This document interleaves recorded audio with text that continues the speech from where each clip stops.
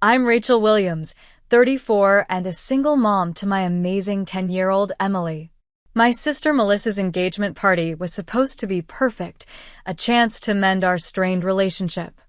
I spent weeks preparing Emily to behave impeccably for this upscale event.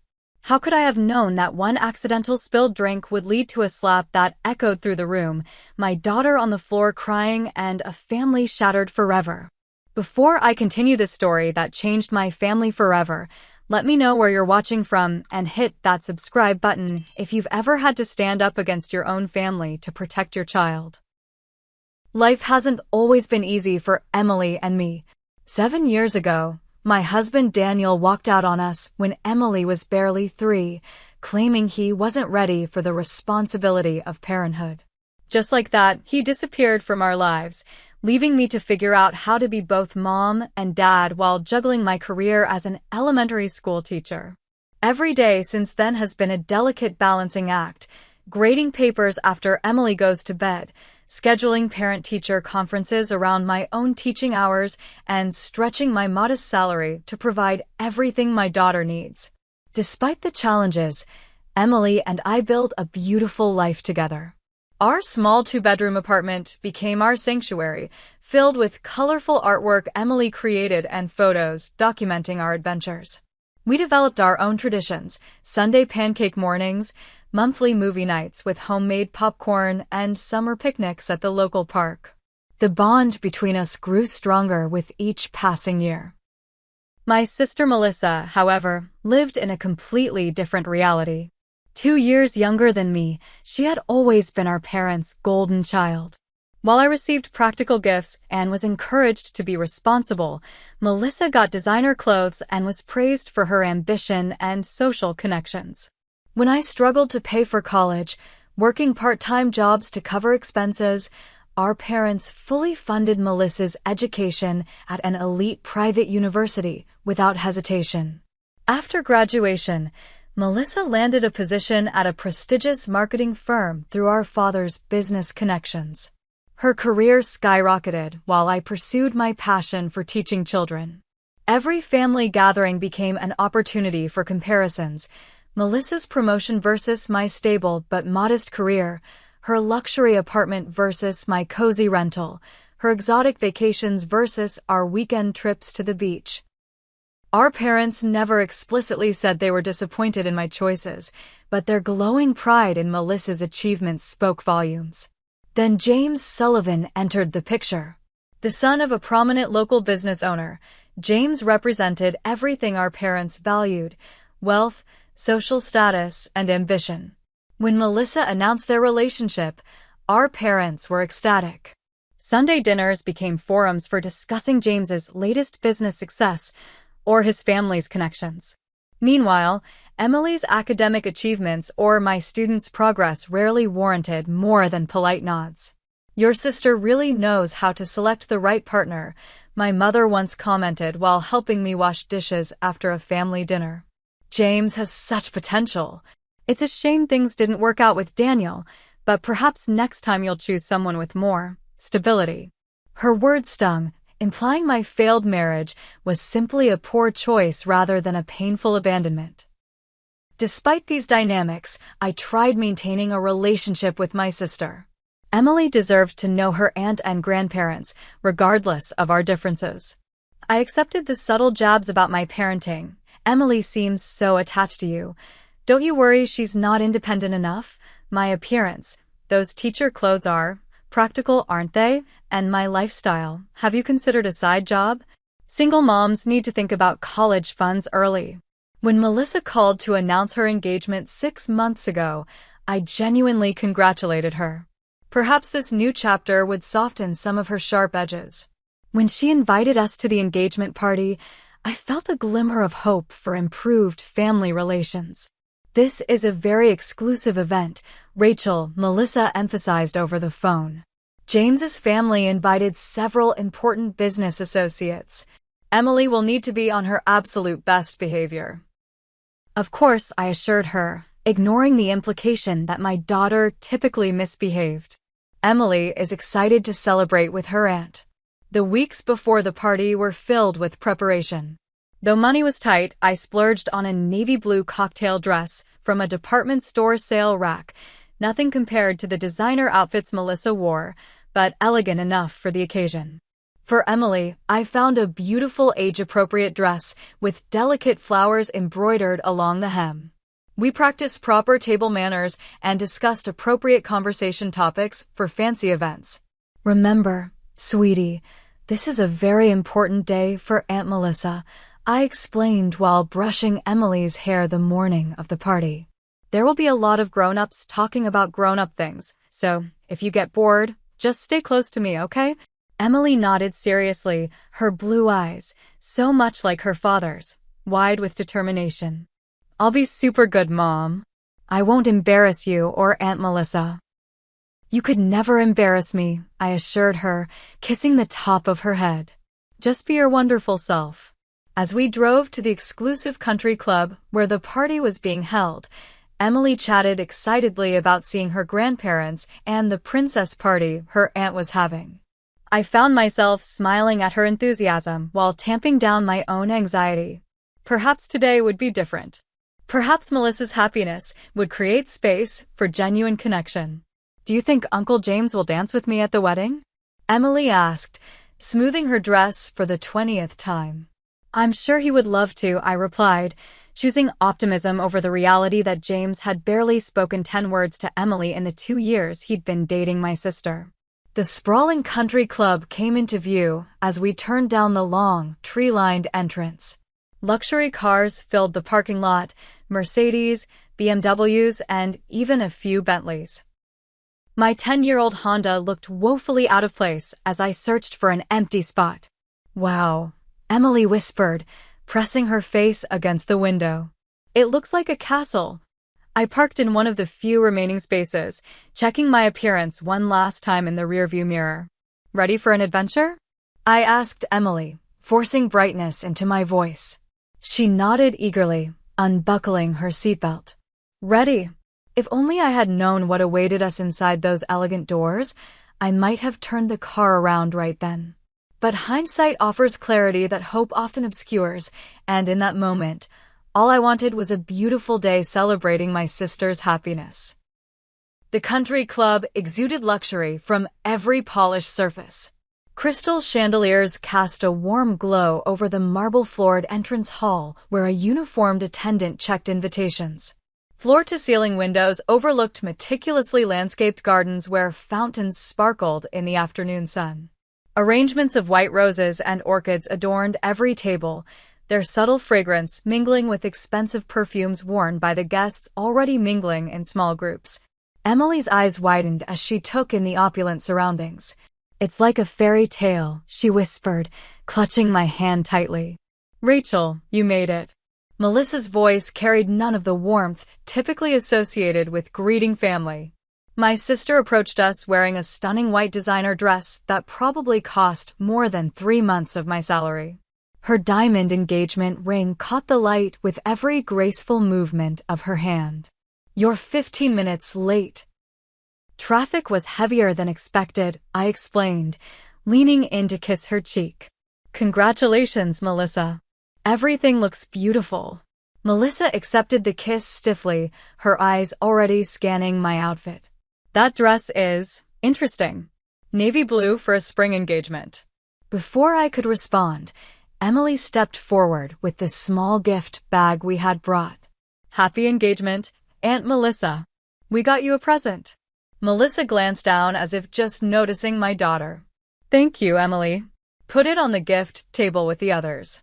She gestured vaguely toward a distant table already piled with elegantly wrapped packages. Your grandparents are somewhere around here. James's parents are eager to meet everyone, so do try to make a good impression. With that, she turned to greet another arriving guest, dismissing us entirely. Emily's smile faltered slightly, but she recovered quickly. Should we find Grandma and Grandpa? Great idea, I agreed, guiding her through the crowd while carefully navigating around servers carrying trays of champagne and hors d'oeuvres.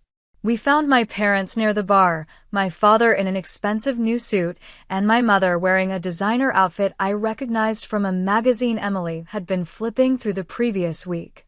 Their faces lit up momentarily until they realized it was us approaching rather than someone from James's social circle.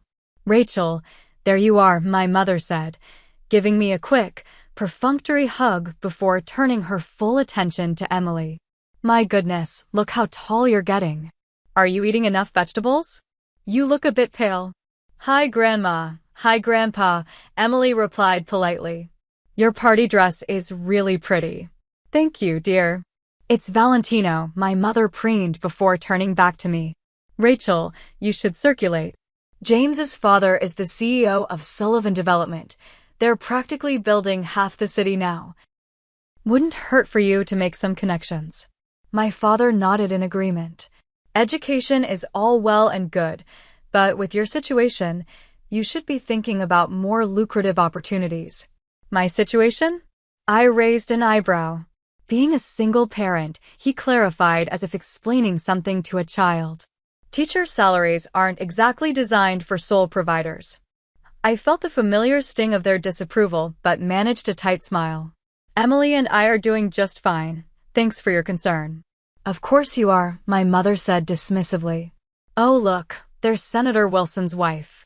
We should say hello." Without waiting for a response, my parents glided away, leaving Emily and me standing alone once again. "Are you hungry, sweetie?" I asked Emily, spotting a table with child-friendly snacks. She nodded, and we made our way toward the food. Along the way, a middle-aged woman in a conservative but elegant pantsuit smiled warmly at us. "What a lovely daughter you have," she commented. "Those beautiful curls are natural, I assume?" "Thank you, yes, they are," I replied, surprised by the genuine kindness in her voice. "I'm Catherine Foster, James's aunt," she introduced herself. "You must be Melissa's sister." "Rachel Williams," I confirmed. "And this is my daughter, Emily. Pleased to meet you both. It's refreshing to see a young lady at one of these stuffy events." She winked at Emily, who grinned in response. "The chocolate-covered strawberries are particularly good," she stage whispered. As Catherine moved on to greet other guests, Emily looked up at me. "I like her, Mom." "Me too, sweetie," I agreed, grateful for the brief moment of warmth in an otherwise chilly reception. Our respite was short-lived. As we sampled the elaborate spread of food, I noticed James's parents watching us from across the room. Unlike Catherine's friendly demeanor, their expressions conveyed clear assessment and, it seemed, disapproval. James's mother whispered something to her husband, their eyes never leaving us. Melissa certainly didn't mention the child would be here. I overheard a woman nearby murmur to her companion, "At such an exclusive event." I gently guided Emily away from the buffet, determined to shield her from the undercurrents of judgment flowing through the room. We found a relatively quiet corner where Emily could eat her small plate of treats while I sipped sparkling water, having decided alcohol would only complicate an already tense situation. The formal part of the celebration began an hour into the event. Melissa and James stood at the front of the room while James's father delivered a toast celebrating their engagement. He spoke glowingly about James's accomplishments, Melissa's perfect fit into their family, and the bright future ahead for the couple. Not once did he mention Melissa's family, despite my parents standing proudly at the front of the crowd. When the toast concluded with enthusiastic applause, Melissa took the microphone. "Thank you all for coming to celebrate our special day," she gushed, her voice carrying the polished tone she reserved for important occasions. "James and I are so blessed to be surrounded by such successful, wonderful people who have shaped our lives." She proceeded to thank James's parents for their guidance and example of excellence, her colleagues for their support and connections, and finally, our parents for always pushing me to reach higher. Throughout her speech, her eyes never once drifted to the corner where Emily and I stood watching. As servers circulated with trays of champagne for another toast, Emily tugged at my sleeve. Mom, may I please get some more punch? She whispered. Of course, I replied, noting the empty glass in her hand. Let's find the beverage table. We made our way carefully through the crowd toward the drink station. Emily walked slowly, conscious of navigating between groups of adults engaged in conversation. I watched her with pride. Despite being the only child at an adult event, she was handling herself with remarkable poise. The punch bowl stood on a table draped in white linen, surrounded by crystal glasses. I helped Emily fill a glass with the bright red liquid, cautioning her to be careful. 2 hands, okay? It's crowded in here. I will, Mom, she promised, concentrating intently on the full glass. As we turned to head back to our corner, a large man gesturing animatedly while telling a story stepped backward without looking. His elbow caught Emily's shoulder, throwing her off balance. What happened next seemed to unfold in slow motion, yet too quickly for me to prevent it. The collision was subtle, just a bump really, but enough to send ripples through the red punch in Emily's carefully held glass.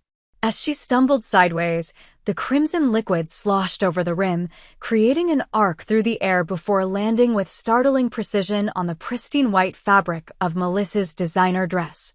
The splatter pattern bloomed like a gruesome flower across my sister's midsection, droplets extending outward in a spray pattern.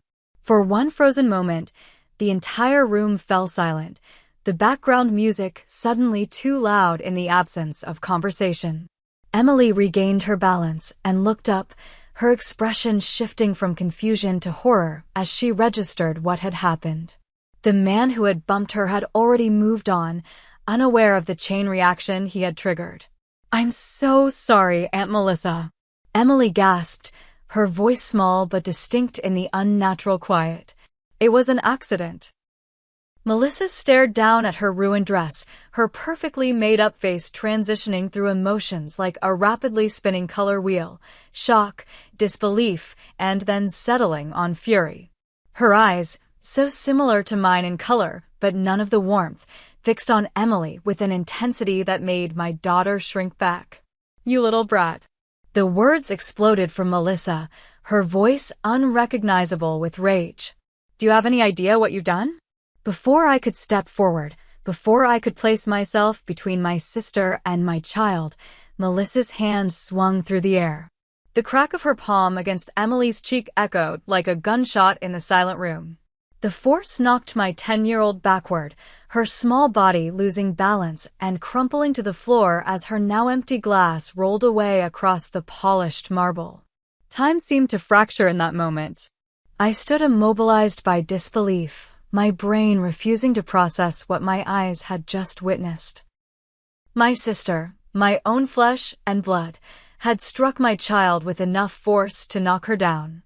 The red mark blooming on Emily's pale cheek matched the stain on Melissa's dress with horrific symmetry. Emily curled into herself on the floor, one hand pressed against her face, tears streaming silently down her cheeks, as she stared up at her aunt in confusion and fear. The look in my daughter's eyes, the betrayal, the hurt, the incomprehension, finally broke through my paralysis. I lunged forward, dropping to my knees beside Emily, gathering her trembling body against mine. Are you okay? Let me see, sweetie. I gently moved her hand away from her cheek, revealing the distinct outline of fingers already visible on her skin. Around us, the room had erupted into a chaos of reactions. Several guests gasped audibly. An older woman nearby muttered, "Oh my goodness," repeatedly. 2 younger men in the back had their phones raised, undoubtedly recording the unfolding drama. James stood frozen near his parents, his expression caught between embarrassment and shock. Look what she did to my dress. Melissa towered over us, gesturing wildly at the red stain. Her voice had risen to a near screech. This is Vera Wong. It's custom-made. It's ruined. She's a child, I responded, my voice low and dangerous as I helped Emily to her feet. It was an accident. An accident? She's been running around all evening like this is a playground. This is exactly why children don't belong at adult events. James finally moved forward, placing a hesitant hand on Melissa's arm. Mel, maybe we should. Don't you dare take their side. Melissa jerked away from him. My dress is destroyed. The photographs are ruined. Everything is ruined. I was about to respond when my parents pushed through the surrounding guests. Rather than checking on their sobbing granddaughter, they immediately flanked Melissa. What happened to your beautiful dress? My mother exclaimed, examining the stain while completely ignoring Emily's marked face. My father turned to me, his expression thunderous. Rachel, this is exactly why you shouldn't have brought a child to an adult event. Some occasions aren't appropriate for children, especially ones who haven't been taught proper behavior. The casual cruelty of his words, spoken within Emily's hearing, sent a surge of protective rage through me. Proper behavior? My 10-year-old was just physically assaulted by her aunt, and you're worried about a dress. Don't be so dramatic, my mother dismissed with a wave of her manicured hand. It was barely a tap. Emily is clearly overreacting, just like her mother. Emily pressed herself against my side, her small body still shaking with silent sobs. The red mark on her cheek had darkened, the outline of fingers unmistakable. Your sister's engagement party is ruined because your clumsy daughter couldn't be careful with her drink, my father continued, his voice carrying to the captivated audience surrounding us. This is what happens when children are raised without proper discipline. Something cold and clarifying washed over me at his words. The pattern I had accepted my entire life, the favoritism, the criticism, the emotional manipulation, suddenly appeared with crystalline clarity, not just affecting me now, but threatening to damage my daughter. Emily was bumped by another guest, I stated evenly. She apologized immediately. And in response, her adult aunt physically struck her with enough force to knock her to the ground. That's not a tap, it's assault. On a minor. James's parents had joined our circle now, his mother's face pinched with distaste. Perhaps it would be best if you took your daughter home, she suggested with faux concern. She seems upset, and we wouldn't want to further disrupt Melissa and James's special celebration. Yes, Rachel, Melissa spat, still focused entirely on her stained dress. Take your brat and go. You've done enough damage for one day. Damage? I repeated incredulously. Emily accidentally spilled punch. You deliberately hit a child. 2 venue security personnel approached our group, clearly summoned by someone concerned about the escalating situation. Is there a problem here? The taller one asked, his gaze moving between my furious sister and my tearful daughter. Yes, Melissa answered before I could speak. My sister and her daughter are causing a scene and need to leave. The security guard looked to me, taking in Emily's reddened face and obvious distress. His expression softened slightly. Ma'am, would you like to step outside for a moment? I recognized the opportunity he was offering, a chance to remove Emily from this toxic situation, to spare her further trauma. But something inside me rebelled against the idea of slinking away while my family continued to dismiss and justify violence against my child.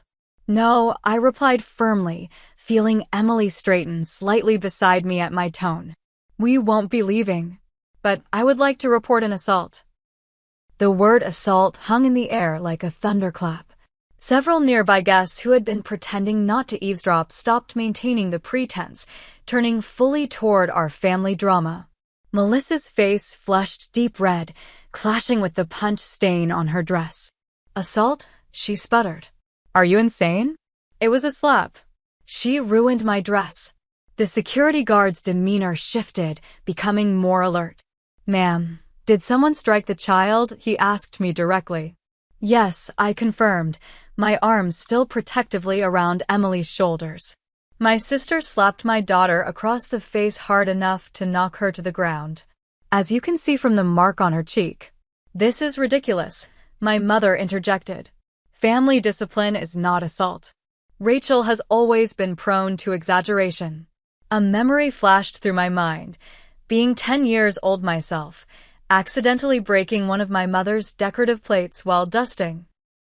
The subsequent lecture about responsibility and disappointment had lasted for days, while when Melissa broke a vase the following year throwing a tantrum, it was quickly dismissed as just an accident. Family discipline? I echoed, my voice steady despite the trembling in my hands. Emily is my daughter, not Melissa's. No one has the right to strike her, family or otherwise. You've always been jealous of your sister, my father accused, his voice dropping to a harsh whisper as he became aware of the audience. Even on her special day, you had to find a way to make it about you. I'm not the one who created a scene by slapping a child, I countered. The security guard cleared his throat. Perhaps we should continue this conversation in a private room. There's nothing to discuss, Melissa declared. Rachel and her daughter need to leave. Now. James finally found his voice, stepping forward with an uncomfortable expression. Melissa, maybe we should all take a moment to calm down. Don't you start too. Melissa rounded on him. This is supposed to be our day. My sister brings her undisciplined child who ruins my designer dress, and somehow I'm the villain. She hit a child, James, I said quietly. Is that the kind of person you want to marry? James's father stepped forward, his imposing presence intended to intimidate. Young lady, I suggest you reconsider your accusations. The Sullivan family has significant influence in this community. Making false claims could have serious consequences for your teaching career. The thinly veiled threat only strengthened my resolve.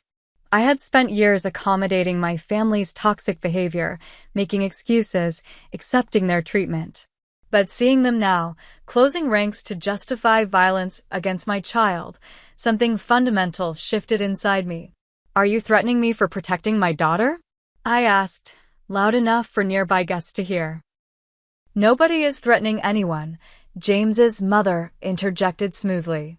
We're simply suggesting that this unfortunate incident has been blown out of proportion. Children spill things, adults get frustrated. Let's not make a mountain out of a molehill. Emily, who had been silent since the slap, suddenly spoke up. She hurt me. Her small voice carried surprising strength. I said I was sorry about the dress, but she hit me really hard. My heart swelled with pride at her courage even as it broke at the tremor in her voice. Out of the mouths of babes, commented an elderly woman standing nearby, giving my parents a disapproving look. Either you and your brat leave now, Melissa hissed, leaning close enough that I could smell her expensive perfume, or I'll make sure you regret it. Do you have any idea how many school board members are friends with James's family? The implied threat to my career, my livelihood, the way I supported my daughter, was the final straw. If you or anyone in this family ever touches my daughter again, I replied with deadly calm, the consequences will extend far beyond a ruined party. That's not a threat, Melissa. It's a promise. It was just a slap, my mother insisted, her voice rising with frustration. Stop being so dramatic, Rachel. You're embarrassing us in front of everyone. Embarrassing you? I laughed without humor. Your adult daughter assaulted a child in front of 200 witnesses, and you're worried about embarrassment? I pulled out my phone and quickly took several photos of Emily's face, the handprint now clearly visible against her pale skin. I then snapped a picture of Melissa's stained dress. What are you doing? Melissa demanded. Documenting the molehill that supposedly justifies child abuse, I answered calmly. Abuse? Now you're being ridiculous. My father blustered. Children need discipline. Discipline is teaching, not hitting, I corrected him. But then, you've always confused the two. James looked increasingly uncomfortable, shifting his weight from foot to foot. Maybe we should all take a break. Get some air. There's no need for a break, Melissa snapped. There's a need for my sister to take her dramatic daughter and leave my engagement party before they cause any more damage. Then she made her fatal mistake. Leaning down to Emily's level, Melissa spoke with venomous sweetness. You're just being dramatic like your mother, aren't you? Crying over nothing because you want attention. That's probably why your daddy left. He got tired of the constant drama. Emily recoiled as if struck again, her eyes wide with fresh hurt. In that moment, watching my daughter's heart break under the weight of such calculated cruelty, something inside me hardened into diamond-sharp clarity. I had endured decades of my family's emotional abuse. I had accepted their criticisms, their comparisons, their conditional love. But I could not, allow them to inflict that same damage on my daughter. With perfect calmness, I reached into my purse and took out my phone again. "What are you doing now?" Melissa demanded as I unlocked my phone screen. Without answering her, I dialed 911 and put the call on speaker. "911, what's your emergency?" The dispatcher's professional voice carried clearly in the suddenly silent circle around us. "I need to report an assault on a minor," I stated clearly, maintaining eye contact with my sister. My 10-year-old daughter was slapped across the face by her aunt with enough force to knock her to the ground. "We're at Pine Hills Country Club on Lakeview Drive." "Is the child injured?" the dispatcher asked. "She has a visible handprint on her face and may have bruising." "Are you in immediate danger?" "Is the person who assaulted her still present?" "Yes, she's still here. We're currently surrounded by family members who are pressuring us to leave and forget the incident happened." My mother lunged for the phone, but I stepped back, keeping it out of her reach. "Rachel, hang up that phone immediately," she hissed. "You're destroying this family over nothing." "Officers are being dispatched to your location," the dispatcher continued. "Please stay on the line until they arrive." Melissa's face had drained of all color except for 2 bright spots of rage on her cheeks. "You called the police?" "On me?" "At my engagement party. Actions have consequences," I replied simply. My father stepped forward, lowering his voice to a menacing whisper. "If you don't end this call right now, you're no longer part of this family. Do you understand me? You will be cut off completely." For the first time in my life, his threat held no power. I made my choice the moment Melissa struck Emily. Emily, still pressed against my side, looked up at me with a mixture of awe and apprehension. "Mom, it's okay. We can go home if you want." I knelt down to her level, momentarily turning away from my raging family. "No, sweetie, it's not okay. What Aunt Melissa did was wrong, and what Grandma and Grandpa are doing now is wrong too. Sometimes we have to stand up for what's right, even when it's hard." She nodded solemnly, then whispered, "I'm proud of you, Mom." Her words filled me with certainty that I was making the right choice, however difficult. "Rachel, be reasonable," James finally spoke up, his tone placating. "I'm sure we can resolve this without involving the authorities." "What if?" He lowered his voice. "What if we could help with Emily's college fund? A generous contribution to put this unfortunate incident behind us." I stared at him in disbelief. "Are you trying to bribe me to ignore the assault of my child?" He blanched, suddenly aware of how his offer sounded. "That's not what I meant. I just thought." "You'll regret this, Rachel," Melissa cut in, her voice shaking with fury. "When you're looking for a new job because no school in this district will hire you, when you're struggling even more than you already are, you'll wish you'd just taken your brat and left when you had the chance." Several guests had begun edging toward the exit, clearly uncomfortable with the escalating situation. Others lingered, some openly recording with their phones. I realized with grim satisfaction that Melissa's behavior would be documented regardless of what happened next.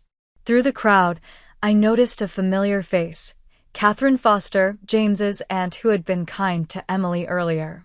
Unlike the others, she was watching the scene with a particular intensity, her eyes moving between Emily's marked face and Melissa's furious expression. When our eyes met, she gave me a small, approving nod. "The police are on their way, ma'am," the dispatcher's voice reminded us from the phone. "Are you and the child in a safe location?" "We're surrounded by witnesses," I confirmed. "We're not in immediate danger." Less than 10 minutes later, 2 uniformed officers entered the ballroom, guided by one of the security guards. The festive atmosphere had completely dissolved, replaced by tense clusters of guests discussing the drama in hushed tones. My parents and Melissa had moved slightly away from us, huddled with James and his parents in intense conversation. The first officer, a woman in her 40s with a nameplate reading, Officer Lopez, approached us directly. "Ma'am? I understand you reported an assault on a minor." "Yes," I confirmed. "My daughter Emily was slapped by my sister after accidentally spilling a drink." Officer Lopez knelt to Emily's level, her voice gentling. "Hi there, Emily. My name is Officer Lopez. Would it be okay if I took a look at your face?" Emily nodded, turning her cheek to show the still visible handprint. The officer examined it without touching, then took out her phone. "Would it be all right if I take a picture of this? It will help us document what happened." After receiving permission, she photographed Emily's face from several angles, then stood to address me again. "Can you tell me exactly what happened?" I recounted the incident in detail while the second officer took notes. As I spoke, Officer Lopez occasionally glanced toward where my family stood watching, their expressions ranging from fury, Melissa, to controlled panic, my parents, to discomfort, James. There are multiple witnesses, I concluded, and several people were recording video after it happened. Recordings would be very helpful, Officer Lopez confirmed. "Do you know who might have footage?" A voice spoke up from behind us. "I do." Catherine Foster stepped forward, her phone in hand. "I started recording when I saw the confrontation escalating. I captured the aftermath and all the threats made against Rachel and her daughter." "Threats?" the second officer asked sharply. "Threats to her employment, suggestions that the family would cut her off, implications that the Sullivan family's connections would make trouble for her," Catherine elaborated. "I'd be happy to provide my contact information and send you the video." While the officers collected Catherine's information, I saw Melissa and my parents engaged in heated whispers. James looked increasingly uncomfortable, running a hand through his hair repeatedly as his parents spoke urgently to him. When the officers approached my sister's group, the transformation was immediate.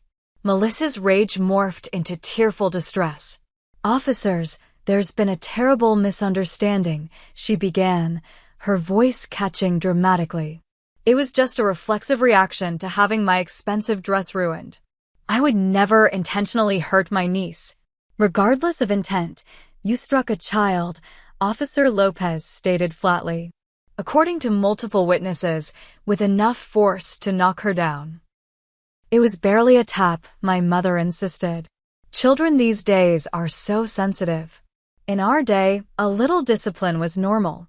"Ma'am, hitting a child hard enough to leave a visible mark isn't discipline, it's assault," the officer replied. "And as I understand it, the child isn't even your daughter's to discipline." My father tried a different approach. "Officers, surely we can handle this as a family matter.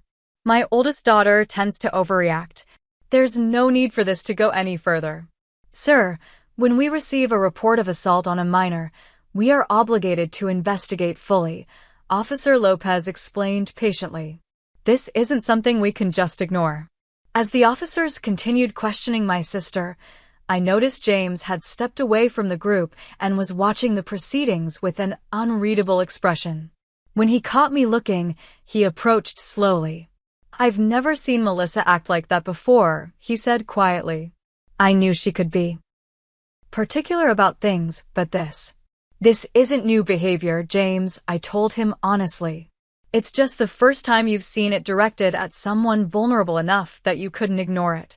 He absorbed this in silence, then said, "I'm sorry about what happened to Emily.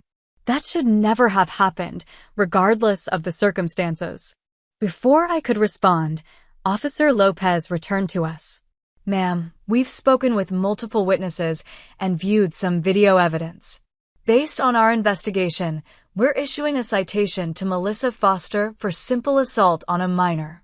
This is a misdemeanor offense that can carry penalties including fines and potential jail time, though first offenses typically result in probation. You'll need to appear in court on the date listed on this card." She handed me a business card with case information. You may also wish to file for a temporary restraining order to prevent further contact between your daughter and your sister until this is resolved. A restraining order? My mother's voice rose in disbelief from behind us. This is absurd. We're family. Family members are statistically the most common perpetrators of child abuse, ma'am, Officer Lopez replied evenly. The law doesn't make exceptions based on relationship. As the reality of the situation sank in, the remaining guests began dispersing quickly, murmuring excuses as they headed for the exits. James's parents were engaged in intense conversation with the event coordinator, likely trying to control the damage to their social standing. You've ruined everything, Melissa spat as an officer handed her the citation. I hope you're satisfied. No, Melissa, I replied calmly. I'm not satisfied. I'm heartbroken that my sister would hurt my child and that our parents would defend that behavior. But I am at peace with my decision to protect Emily, even if it costs me my relationship with all of you. As we prepared to leave with a police escort, Emily looked up at me. Mom, are Grandma and Grandpa going to hate us now? I considered sugarcoating the truth, but decided my daughter deserved honesty. They're very angry right now, sweetie. But we did the right thing. Sometimes standing up to bullies is hard, especially when those bullies are people we love. Like you stood up to Aunt Melissa? She asked. Yes, I nodded. And you were so brave too, telling the truth even though it was scary. As we walked to our car, Emily squeezed my hand. Mom, she said thoughtfully, sometimes family can be the worst bullies, can't they? Looking down at her wise young face, I felt a surge of determination that she would never again be made to feel that her worth was conditional on someone else's approval, not even family's. Yes, they can, I agreed. But we don't have to accept being bullied, not by anyone. The drive home was quiet, both of us processing the enormity of what had happened. Halfway home, Emily broke the silence. I'm sorry about Aunt Melissa's dress, she said in a small voice. It was an accident, Emily, I reminded her gently. Accidents happen. Nothing you did justified how she reacted. I know, she nodded. But I'm still sorry it happened. Her capacity for empathy, even towards someone who had hurt her, filled me with pride. Whatever happened next with my family, I knew with absolute certainty that Emily and I would be okay. The days following the engagement party incident unfolded like scenes from a movie I never wanted to star in. By Sunday morning, someone had posted video of the aftermath of the slap online, capturing Melissa's fury, my parents' dismissal of Emily's pain, and the arrival of police officers. The clip went viral locally, then regionally, with comments overwhelmingly supportive of my decision to report the assault. My phone began ringing incessantly with calls from unknown numbers, local news outlets seeking comments, distant relatives expressing either support or outrage, and even a few parents from my school checking on Emily's well-being. I answered only calls from known contacts and kept Emily home from school on Monday to give her time to process. Tuesday morning brought the news that Melissa had been placed on administrative leave from her marketing firm pending an investigation into the incident. Apparently, the company's family-friendly brand couldn't risk association with viral videos of their executive striking a child. Your sister has been devastated by this, my mother's voicemail informed me. Her career may be ruined because you couldn't handle a family matter privately. I hope you're satisfied with yourself. I deleted the message without returning the call, focusing instead on Emily. We'd visited a child therapist on Monday afternoon, a gentle woman named Dr. Karen Bennett who specialized in childhood trauma. Emily had been quiet but cooperative during the session. Children are remarkably resilient, Dr. Bennett had assured me afterward. What matters most is that Emily sees you standing up for her, validating her feelings, and ensuring there are consequences for harmful behavior, even when that behavior comes from family members. On Wednesday, I returned to my classroom, prepared for awkward questions, but finding unexpected support instead. The principal, Dr. Natalie Washington, called me into her office first thing in the morning. Rachel, I want you to know the school district fully supports you, she stated firmly. We've received a few calls from people claiming to be concerned about your judgment, but we recognize attempted intimidation when we see it. Your personnel file has been temporarily restricted to administrative access only, just as a precaution. Her words confirmed my suspicion that James's family had already begun leveraging their connections, but her support lifted an enormous weight from my shoulders. Thank you, I managed, fighting back tears of relief. I was worried. Don't be, Dr. Washington said firmly. Your teaching record is exemplary, and you did exactly what we train our staff to do, report suspected child abuse, even when it comes from family members. Emily returned to school on Thursday, nervous but determined. Her teacher, Mrs. Garcia, contacted me midday to let me know things were going well. Some kids asked about the fading bruise on her cheek, but Emily handled it beautifully. She just said there was a family problem that her mom helped fix, and then changed the subject. That afternoon, I received an unexpected email from Catherine Foster, James's aunt who had provided video evidence to the police. Rachel, I wanted to check on you and Emily. What happened at the party was inexcusable, and I admire your courage in standing up for your daughter. I should mention that James has postponed the wedding indefinitely. He told his parents he needs time to reconsider. If you need anything at all, please don't hesitate to contact me. I read the email twice, feeling a complex mixture of emotions. While I took no pleasure in Melissa's relationship troubles, I couldn't help but feel that James was seeing my sister's true colors before making a lifetime commitment. Friday afternoon brought another development, a certified letter from my parents' attorney, threatening to contest the restraining order I'd filed to keep Melissa away from Emily. The letter included thinly veiled threats about family matters being aired in public and consideration of Emily's long-term interests. I forwarded the letter to the affordable legal aid attorney I'd consulted, who replied promptly, "This is intimidation, nothing more." The temporary restraining order has already been granted. Given the evidence and witness statements, the judge is likely to approve the permanent order at next week's hearing. Throughout the tumultuous week, my concern remained focused on Emily. Each night, we maintained our bedtime routine, reading together, talking about our day, and sharing things we were grateful for.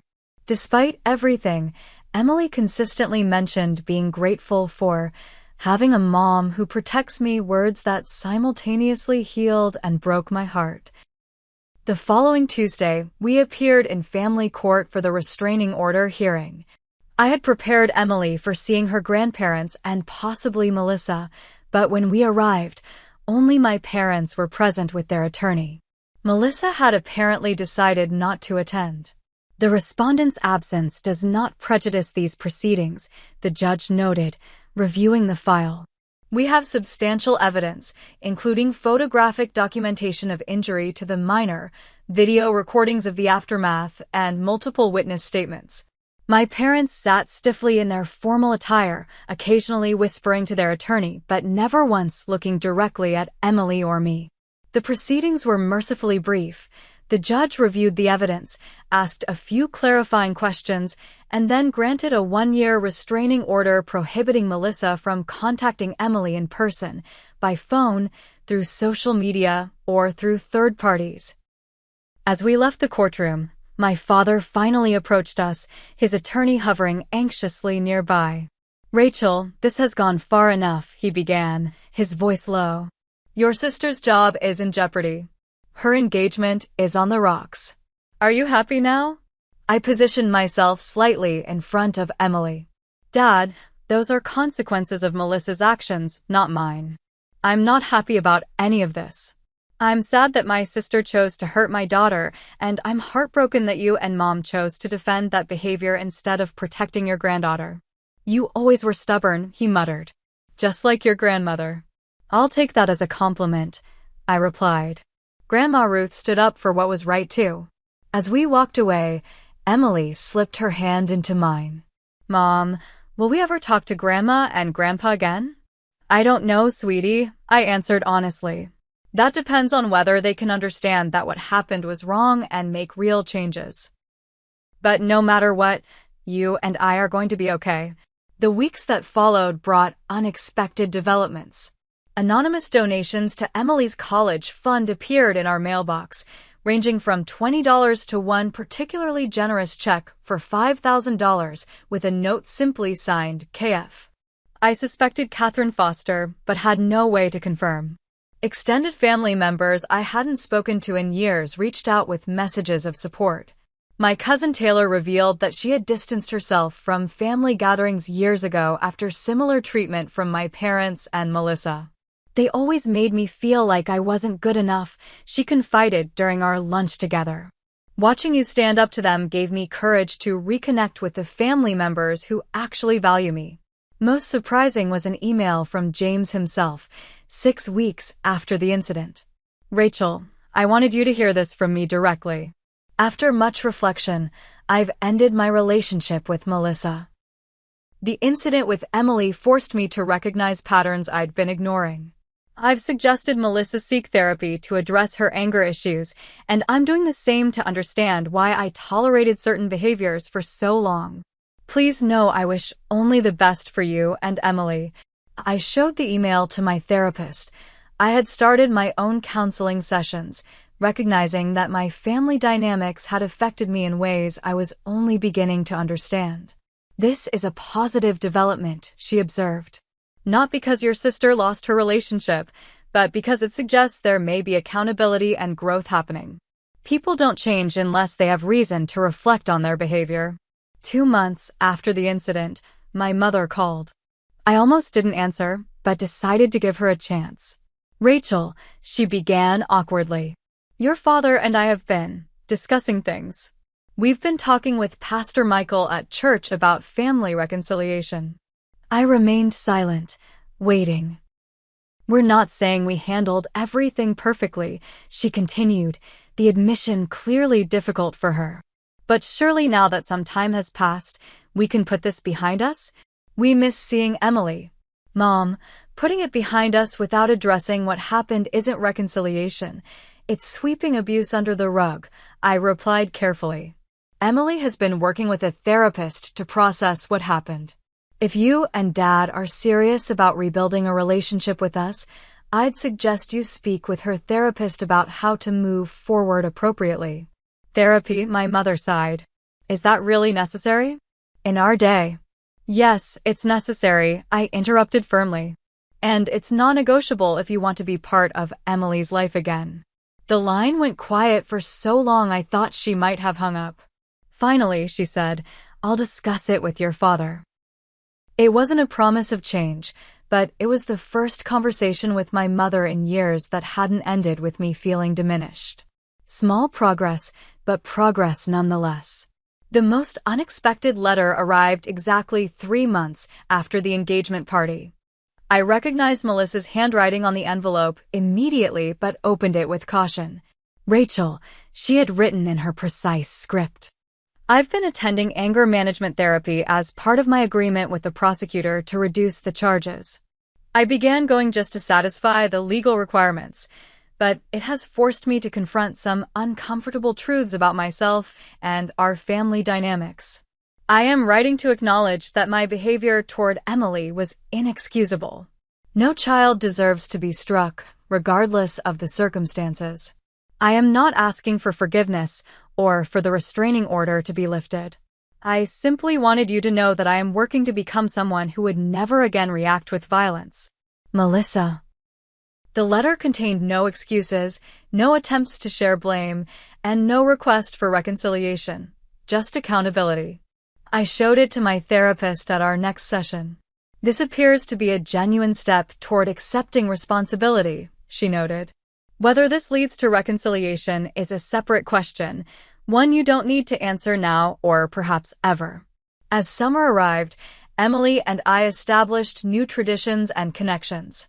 We joined a community garden where Emily discovered a talent for nurturing plants. I formed friendships with several other single parents through a support group, people who understood the challenges and joys of raising children alone.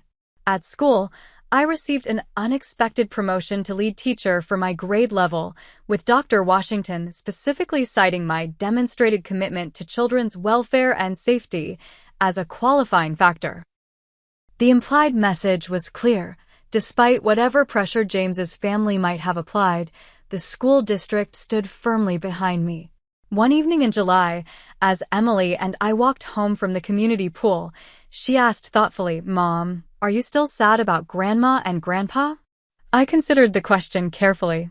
"I'm sad about the relationship we don't have and the relationship you don't have with them. But I'm not sad about the decisions I made to keep you safe." She nodded, processing this. "I think Aunt Melissa's letter was brave," she observed. "My therapist says admitting when you're wrong is really hard for grown-ups sometimes." I smiled at her insight. "Your therapist is very wise. Do you think we'll ever be a normal family again?" she asked. I replied slowly, that we already are a normal family, just you and me. And maybe someday our family circle will grow again, but only with people who treat us with respect and kindness. Emily considered this, then smiled. "I like our family the way it is now." As we rounded the corner to our apartment building, I realized that despite the painful journey of the past months, I felt lighter than I had in years. The constant weight of seeking approval from people who would never truly give it had lifted, replaced by the simple certainty that Emily and I were enough, just as we were. 6 months after the engagement party incident, Emily and I settled into a new normal that felt healthier than the family dynamic I had accepted for most of my life. Our small apartment remained our sanctuary, but it no longer felt like a place we needed to defend against criticism. Instead, it became a gathering spot for new friends who appreciated us exactly as we were. Emily's recovery from the trauma progressed steadily under Dr. Bennett's gentle guidance.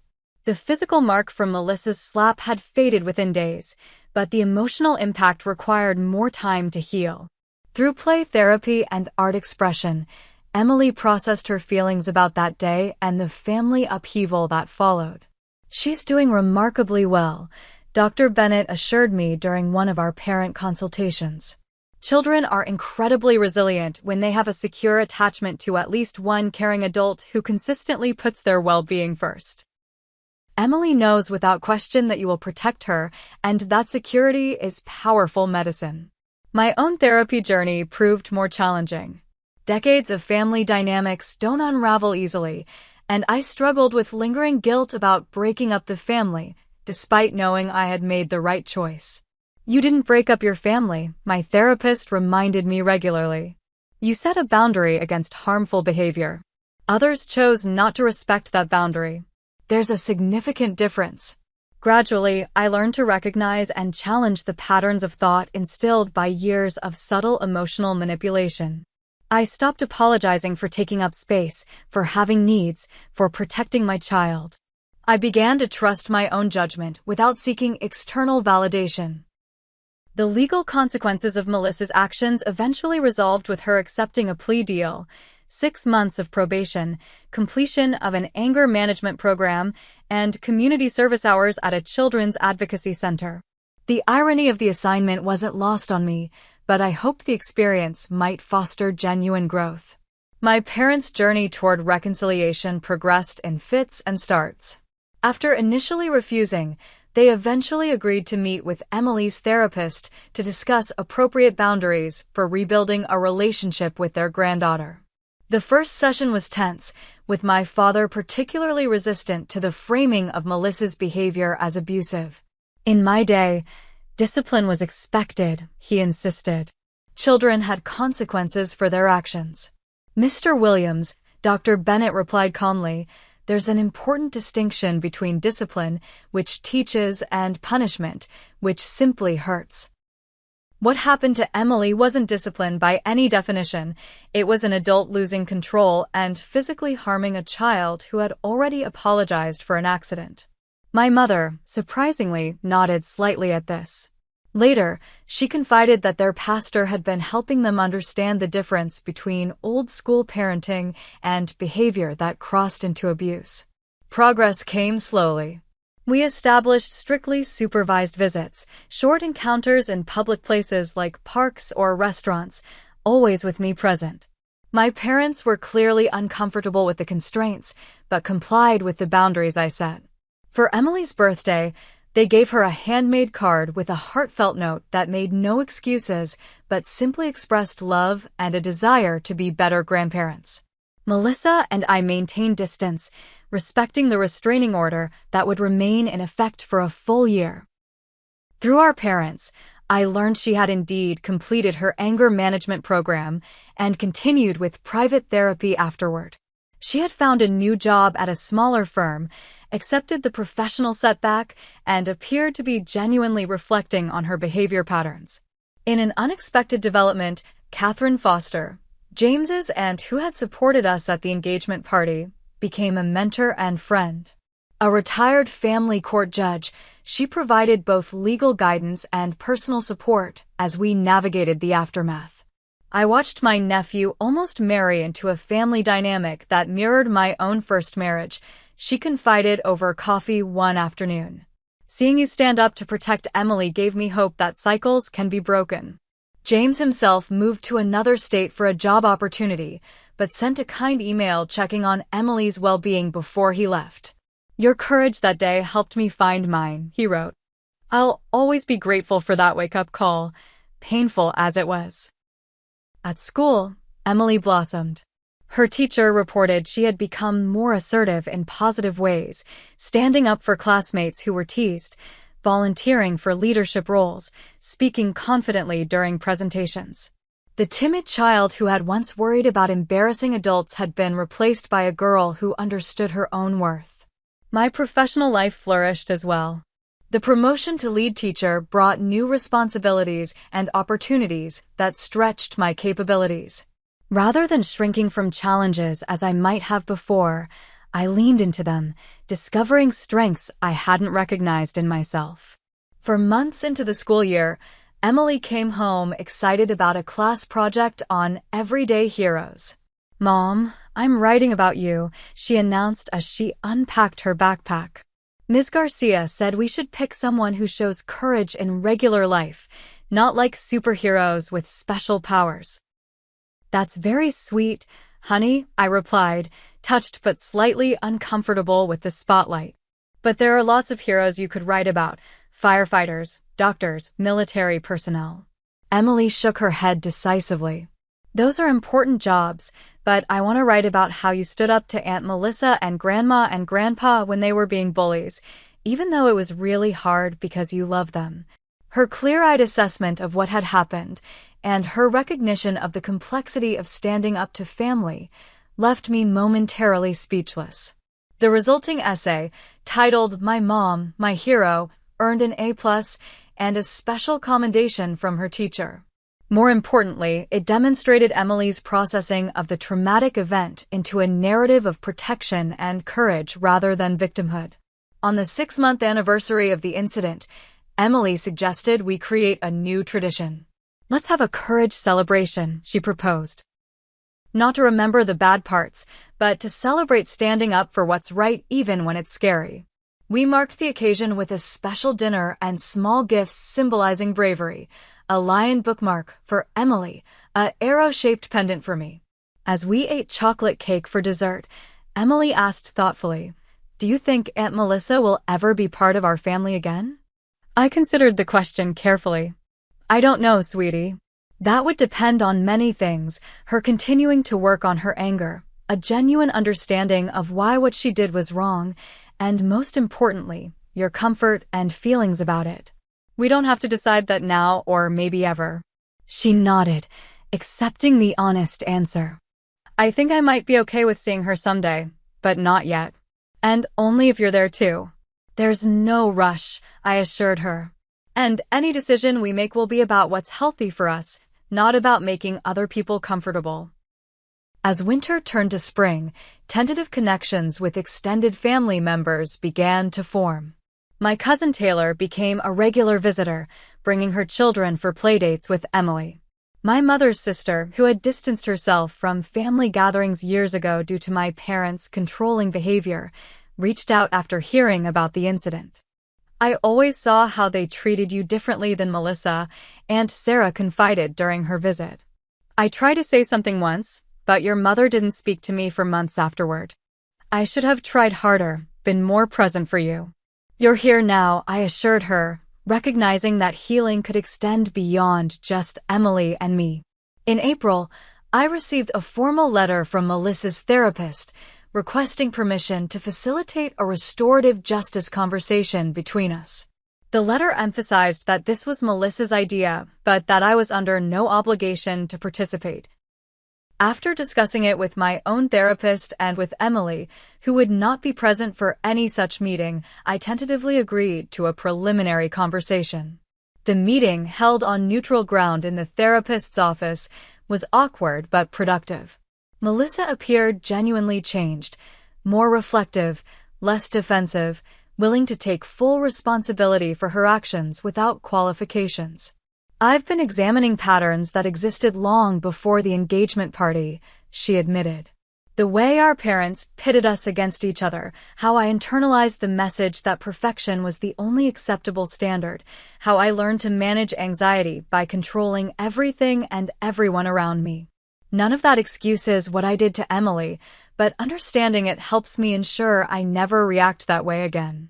We didn't emerge as friends or even fully reconciled sisters, but we established a framework for possible future healing.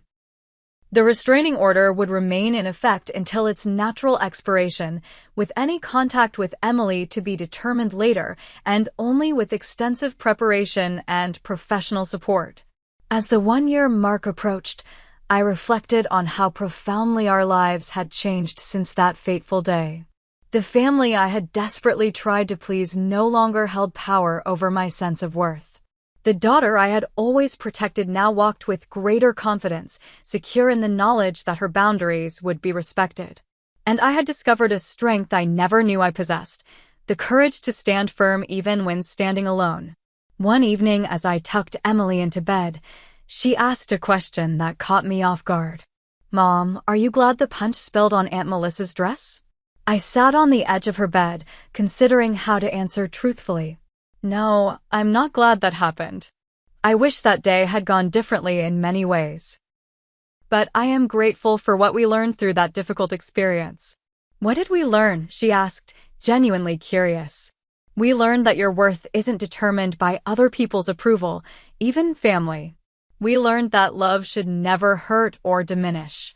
We learned that standing up for what's right might cost relationships, but gains self-respect.